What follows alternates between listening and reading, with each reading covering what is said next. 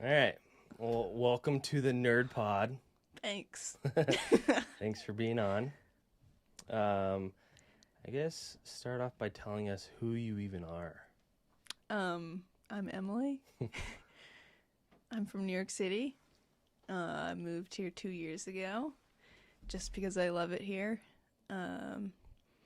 I like to play outside and get my hands dirty, and I like to suffer in sports, and I'm pretty weird.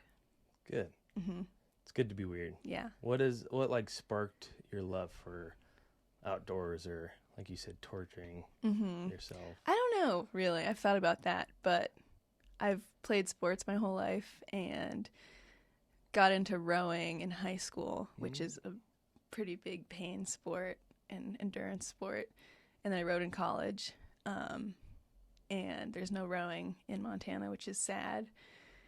So I think I just replaced that outlet with running now.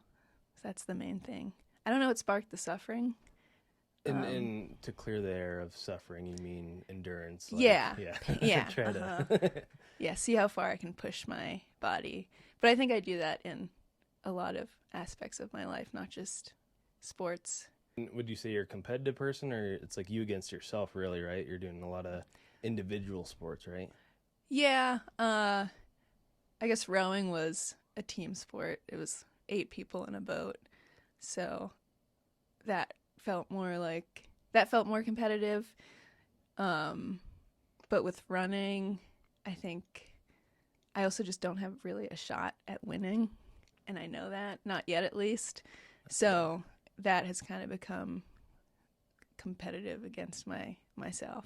Well, you've been getting like 5th place? That was one race, and that was in my age group out of Okay. 30 people. So you still have goals, and you're still competing against yourself to get better every time. yeah, and I think I have more of a goal of going further distances at this point instead of time goals. I want to do 50 miles, and then I want to do 100K, and then I want to build up to a 100-miler race. So it's more of just finishing that as opposed to how fast did I do it. That's wild. For now, at least. I'm just getting into the trail running world.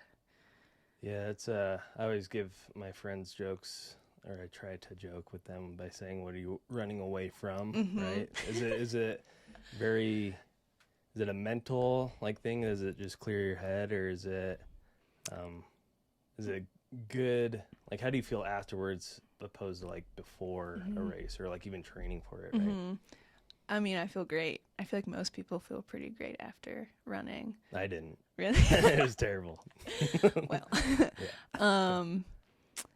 yeah, I don't know. It definitely clears my head, but I don't really go out there with the intention of that happening. Yeah, it just feels great after, and it's fun. Yeah.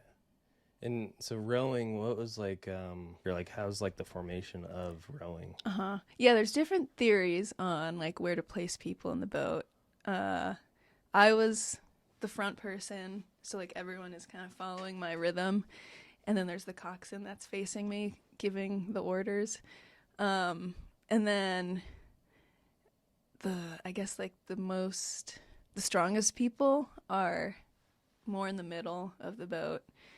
And then people with good form and technique are right behind me because they need to follow my rhythm exactly to give everyone else the message of the rhythm. And then the person in the very back, the bow, is usually a really small person because the bow is really sensitive on steering, and so you don't want a lot of weight in the back. Interesting. Yeah. So it's more of a dance then. Yeah. Yeah. Yeah, it's a beautiful sport. Yeah. To watch, and while you're doing it, I've only watched it Summer Olympics, I think, is the only, and it looks pretty intense. Yeah. But obviously, just not knowing, very uncultured here in Montana. Yeah. No one really knows what rowing is here. Yeah. Not many rowboats on Lake Yeah, Flathead Lake. Yeah. So what is like the biggest transition from New York to Missoula?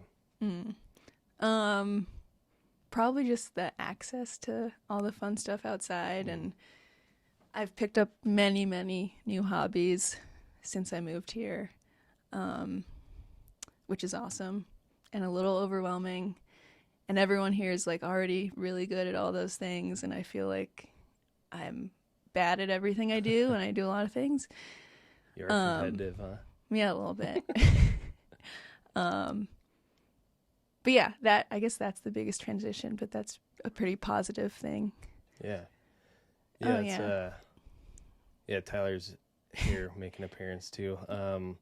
As far as like diversity and cultural things, what is like the biggest difference? Obviously, I'm from Denver too, so Yeah. I've seen some cultural things, but I think New York's on steroids. So. Yeah, totally. Yeah, that's a huge change, but I usually don't notice it, I think. But I think that's because I went to really white privileged schools like my whole life, and I've always been around that. You've been training. Yeah, totally. Yeah. So I don't really notice it until like someone says something about it, or maybe something happens where it comes to mind. Or I just like think about it and I'm like, damn, that's kind of sad that I don't have that anymore. But I do have like a group of people who are not white who I call friends, which is nice to have. Yeah. Yeah.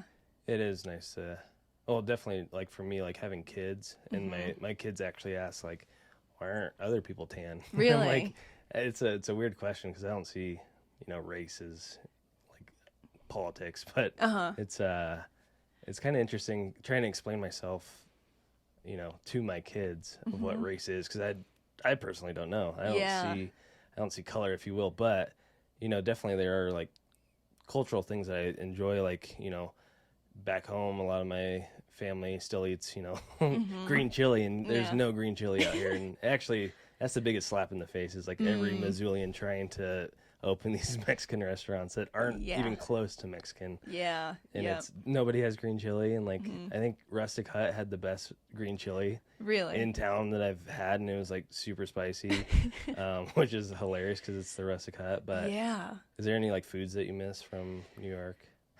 Pizza, good pizza. Oh, yeah. Is there any pizza place close? I really I think Pie Hole's pretty good. And I forget that place that's next to the burger place. Oh yeah, he was just talking about that. Front Street. Front Street. Not bad. Yeah. It's good to know. Yeah, I heard it's more of like the preparation that makes a good pizza. Really? Yeah, it's my background's restaurants, but I've never done pizza. But yeah, it's basically just letting the dough rise, and a lot of the fermentation process of anything with bread comes before actually cooking it. Yeah. So it's like the preparation that you do which is actually a great metaphor to, you and training, right? So do you actually enjoy the training more, or do you enjoy the actual race? Definitely the training more. Yeah? I hate the races. I was just talking about this with my friend who ran the rut with me. We had done a bunch of training runs together over the summer, and we were both like, wow, this is not fun when we're actually at the race. I think for me, it's like all the people and too much energy. I don't know. Some people really like that about racing, but I like why I love trail running is to be in the woods, like alone or like with one or two other people. That's a good point. And it kind of gets lost when you're at a race. And it's just really nerve-wracking to be racing.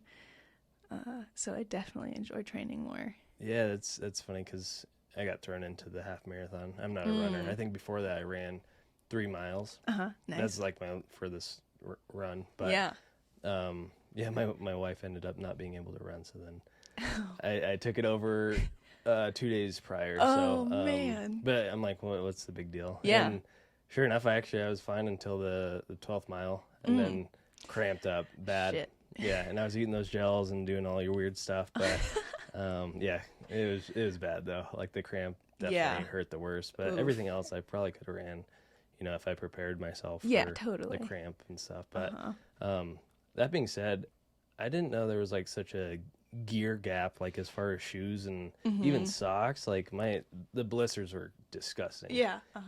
And so, do you have any like recommendations of like when you started to like what you wish you would have known, like just forked up the money on certain things? Well, I definitely I've been running for a while, not like seriously at all, but I've always ran like to work out, and I didn't have much gear at all. But I do regret not like researching shoes more. But maybe that's just personal because I have bad bunions. And good old bunions. Yeah, terrible. So the shoes I was wearing were like really hurting my feet, and I didn't really know that was happening until I tried a different pair of shoes that felt so much better. Which ones do you recommend? Ultras. Ultras? Yeah. Is that Hoka's? No, Hoka's are the ones that mess my feet up. Oh, really? Yeah. Well, for like Ultras have a wider toe box, which helps this goes into like a whole thing about like barefoot shoes and stuff. Oh, right. What is Ultra a brand? Oh, okay. Never heard of that. Yeah, they're good. And so the idea is to like let your toes spread how they naturally would. And for me also, so the shoe doesn't like hit my bunion the whole time I'm running. I love that word. Yeah. Bunion. Bunion. Yeah. But yeah, that was a huge thing. My shoes, and then a running vest is so useful. Really? Yeah, you could just put whatever you want in it. Before I would just run with like this tiny little water bottle in my hand, which was not enough water for the runs I was doing. Interesting. Yeah, I saw everyone obviously with their stuff, and then this could be TMI, but yeah, take a poop before. Didn't understand that. Oh yeah. But definitely, yeah, there's a lot of technique stuff that you'd never know. Like you said, torturing yourself is a weird concept to do publicly. Yeah.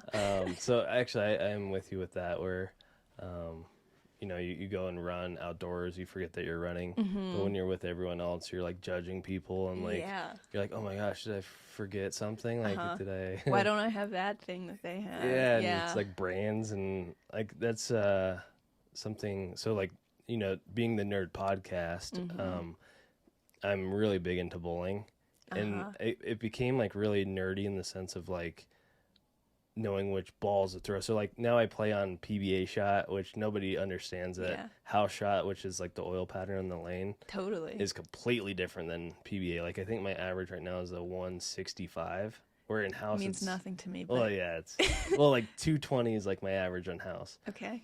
And that was really good, but then I'm humbled now because it's pretty pathetic. Like, it's like basically, you know how when you throw it down the lane, it naturally comes into the pocket, like so you can strike even from like when you throw it, like misthrow it on the right side, and then it comes in. Basically, yeah, I know.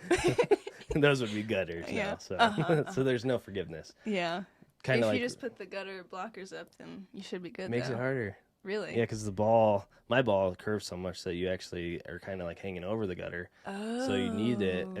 I can't even play when the bumpers are up, ironically. And it's kind of like one of those like handicap things where like my kids are actually worse with the bumpers on because then they want to hit the bumpers. Like it's a different game. Just playing it. I see. Yeah, without, which is a good concept of. The bumpers in life too, right? That's a good metaphor. Yeah. So is there anything that like metaphorically bumpers in life, like vices or anything? You don't have to get in like self-sabotage thoughts or anything, but like, is there anything that motivates you in routine wise or like getting older, like anything nerdy? I guess mindset for like preparing yourself. 'Cause you underestimate how crazy the rut is to like us normal people. Like, that was pretty wild. If you even want to explain what the hell that was, that'd be pretty sweet. Yeah, that was 3 days of racing. Friday, Saturday, Sunday. Friday, and it was at Big Sky Resort. Friday was the VK race, which was like a little less than 3 miles and like I think 3,600 feet of elevation gain. So you're just going up the whole time to the top of Lone Peak, which is the highest point at that resort.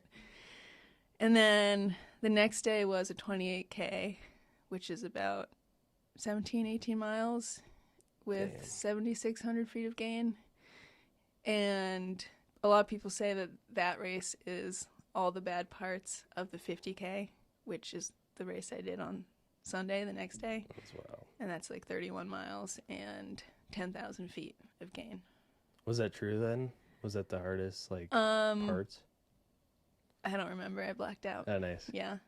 The euphoric high. Yeah, so happy. Yeah, that's, I didn't get there, honestly, with the 12 miles. I'm like, why did I do this? Why did Yeah. I do this? Oh, I was there the whole time. Okay, yeah. good. But now I'm like, oh, yeah, that's great. Yeah, you got your medals and stuff. Uh-huh. What, so that's obviously, like, insane. I think that's, like, what, I'd say that 5% of the population can do that, right? Maybe. Maybe even, like, 2%? I think it's pretty wild. I think more people can do it. Really? Yeah. I don't know. Not anyone I know, but that being said, like what mindset, because I'm a big like preparation guy, because I was always team sport. You know, baseball is easy because you can, you know, hit a home run, you can strike out, and the next guy would hit a home run. Right. And so like you can rely on other people, definitely like in hockey even, where you don't have to be the best, but individually you have to be the best in bowling, golf. Like I'm starting to get into that. So like, do you have any recommendation of like how to help my mindset going into big competition or I don't know if I can give you recommendations because I think bowling and running are very different in that like I don't know, like there's more pain and suffering in running, and for me what I think about a lot is like if I can do this, then I can do like whatever the next step up is. And now it's kind of like I'm building up my baseline of what I think I can do and achieve. And so with the rut, it's like, all right, I did that hard thing, and now like what else can I do? Like the reach of what I can do is now so much greater. Oh, that's a good point. So like you're living in the present moments of each race, right? You're not thinking about the Boston Marathon. Yeah. Now you're worrying about the rut, which it that's one of my weaknesses, that I'm looking, you know, how am I going to get to 300? Yeah. In bowling, that's a perfect game if you didn't Okay. know. But how am I going to get, you know, all these achievements while I'm at the tournament, like the city tournament? But my drawback is like, I always say this like in golf too, like in golf you have to play your foul ball. In baseball it's a redo. But in golf you have to go find it and then hit it, and like it's a challenge that now that I'm like older and getting matured, loose term there, Right. matured, but figuring out to play the current shot is like what I'm learning. So in everything that I do, it's doing this lift, it's doing this, you know, task, it's doing this thing at the best that I can do it now. Is kind of what I heard from you, is like just very one step at a time, you know, what's the best step forward in achieving like the hardest thing, right? Like I wouldn't sign up for the rut, but if I had to, it's like, okay, I guess that's a good point. Like what would you recommend for an amateur to do to prepare yourself for like the rut? Train. Run. What is training? Run a lot.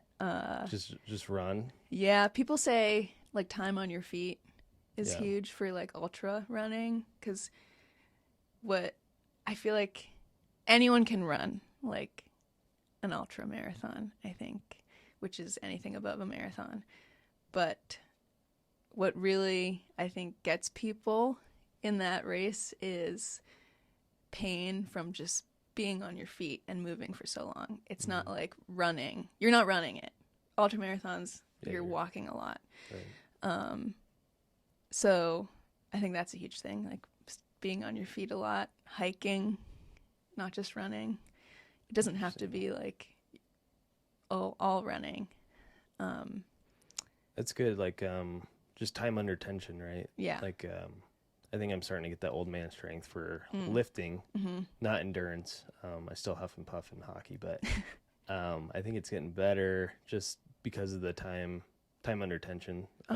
My lungs, whatever. But that being said, how many steps do you think you do in a day? Oh, I have no idea. I've never tracked my steps, so I don't know. I don't even know. So like a good day for normal people is like 10,000. Right. But you're like, what do you do like at the farm and stuff? Because that's a lot of walking. Yeah. Right? No, that, and I think working on the farm this summer really helped with my training because I was always on my feet. I could just feel it. I know. I was in my crawl space and my back was about to get out. Oh, yeah. No, my back is not happy these days. But no, we do all the things from planting to like maintaining the crop, weeding, harvesting, washing, packing, everything. So if you just had a desk job, you'd be kind of screwed for all the ruts and... I don't think I'd be screwed. I think I'd just have to be more consistent and dedicated to my training. Yeah. Yeah. Like some days I'd have a big day at work and I was planning on going on a run after and I was like, like I kind of got enough in today at work anyway, so right. I can skip. That's interesting. Those are all great points too, as far as how everyone can kind of improve themselves, but like, obstacles of having 3 kids like destroys my brain. But then also running a business also destroys my brain. And it's like, oh no, I still have to work out. When I'm there, it's fine, but getting there is the hardest part. Yeah, totally. But it's, and then I get like turf toe from running and like it's, I don't know if that's an excuse, but like it's annoying to run. Yeah. Definitely like the first steps, like turf toe kind of like warms itself up. What is turf toe? I have no idea. It's just like a joint thing in your big toe. Huh. So every time you step, like I have to like do stretches and stuff with it. But I've never like chilled, so like it's never healed. I'm not much of a chiller, so I feel that. Yeah, I have to kind of be doing something, and I have 1,000 hobbies. So yeah, my poor toe. Sorry, toe. Yeah. So yeah, I mean, is there any other nerdy things that you would want to talk about? Oh, big painter. Not big. Coming from the bleachers. What is what's the coolest thing that you painted? Coolest thing? To you, right? I'd say one of my favorites is probably one of my most recent ones where I painted my dog, but it was like pretty abstract and very colorful and like blotchy. Oh, cool. It's like a style that I've never really had or tried, and it turned out pretty well. That's sweet. Is that so self-taught? No, in middle school, my school offered like an after-school oil painting class. So I did that for, I don't know, maybe like 4 years. It was Ty the model, and that's how you guys met? I wish. Did you have to paint him like Titanic? Maybe we'll do that. Yeah, count me out. Yeah, he's doing it now. Maybe not. It's funny. I paint. Obviously, like ADD, I do most anything besides soccer. I think it's funny though, because like realism art is really strange. Like I can't, and this is like a normal thing, is I can't do hands, can't do eyes, can't do like facial structures, but I'm getting better, which is weird, challenging myself at those things, like because my kids want me to draw Spider-Man, and then I'm like, oh cool, like I'm gonna challenge myself to make the best Spider-Man, and it's just hilarious. But like, is there like the color palette art, like the First Security Bank like has that cool that artist is like, I've seen like the originals at Stockman's Bank, like it's really cool, but at the same time it's like, you just have to understand, you got these 4 colors and how do you work with those? Yeah, yeah. And it's really interesting, like how creative you have to be to work in that sense. But is that what you're mentioning, like as far as like the very colorful dog art? Is that where you're at right now, or what's your style? My style, I mean, I think I always try, like when I'm like, oh, I want to paint something, I'll always try to paint something and make the painting look exactly like the photo I'm basing it off of. Which I think is probably like the easy way to go, because if it's hard to be creative, and I think that dog painting was one of the most creative paintings I've done, because I'm not basing it off of a photo. The colors are not what the photo colors are. That's cool. But I guess I have another style of painting, which is putting random things together in one painting that don't really belong, which I guess involves some creativity. You have to send me some examples. That sounds interesting. You're like too humble, so I'm like trying to figure out. I think in middle school I painted one of the first weird paintings I painted was a pineapple on the moon. Oh, I think nice. that started things, and then You started AI. yeah. That's sweet. And then in high school I did one it was a lemur with like a cross necklace, and he was holding a yo-yo, and he was jumping on a skateboard, and the background was like a spiral, like circus kind of thing. And these weren't drug induced, right? These are just coming from sober. Natural. That's sweet. Just kid. That's pretty cool. I love. Actually, it's kind of strange. Like now having kids, I thought I'd be more like that, because I was the same person. Like, how could I make this shape into the coolest shape, or like the clouds? Sadly, I don't see the clouds the same way, obviously, like as a kid. Yeah. Where you can make a shape look like anything. So that's something that I lost. And it's funny because I see my kids do it, and I'm like, oh my gosh, it's like nostalgic. Like, yeah. And my kids are like the exact same person as me. So it's like, oh my gosh, like you're so creative. And that's so cool. Like, and we lose that. We kind of lose it through people, maturity, but or responsibilities. I wouldn't say maturity, but I do have to feed them. I do have to clean them. I do have to put them to bed, which is hard. Gosh. But yeah, with those like mindset, it's cool that you're going through all like the training for the races and doing all this stuff. Like, because I never did those things until I had kids. So it's like you already know you're setting yourself up for success, like for career, for anything. It's good to know those things. You're a little younger than me, but to know those things now, and just knowing that like roll with the punches, or like I can do anything that I put myself towards if I train, and I know what to train, and you can do those things. So it's like you're kind of like invincible. Yeah, I think that is probably like a huge motivation for why I like to do things that make me suffer, because then I know that I can get through it. And that all definitely roots back to when I was younger, and I had this huge fear of throwing up and just being sick, random, but it like stopped me from doing a lot of things. And I never thought I would be able to do a lot of things, like go on a plane. Like that was a huge barrier. I was like, wow, I'll never be able to go anywhere because I can't go on a plane. And even like just being away from home kind of freaked me out a bit, because I felt like home was like a comfort. And if I felt sick outside of the home, then shit would go down and I'd freak out. Where's my Pepto-Bismol, Mom? Yeah. Right.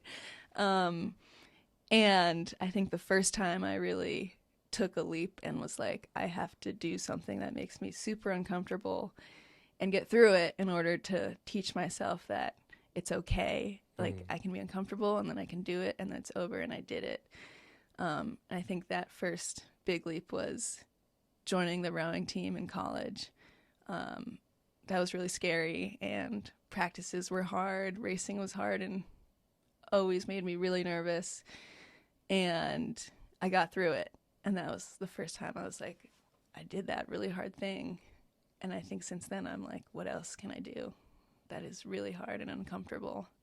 But I can look back and be like, I did that, so I can do this. That's awesome.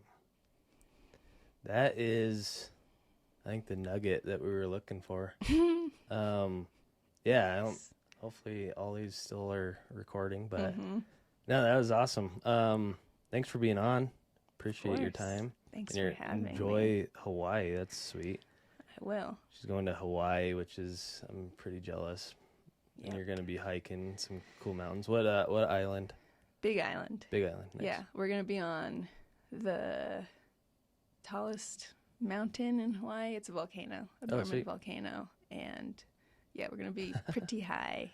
You're just so nonchalant. Like, yeah, it's whatever.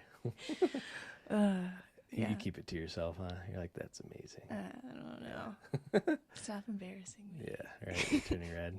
Well, cool. Well, thanks for being on. I appreciate it. Of course. Yeah. Yeah. Until next time. Hee hee. See ya.